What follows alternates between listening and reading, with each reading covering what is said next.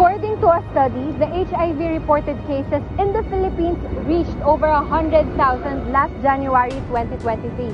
Using condoms helps promote safe sex. Nakatutulong ito upang pigilan ang paglaganap ng sexually transmitted diseases o STDs at mga hindi inaasahang pagbubuntis. Ang pagiging bukas at pagkakaroon ng kaalaman sa ligtas at epektibong paraan na may kaugnayan sa sexual na aktibidad ay dapat alam ng lahat. Be safe, be mindful.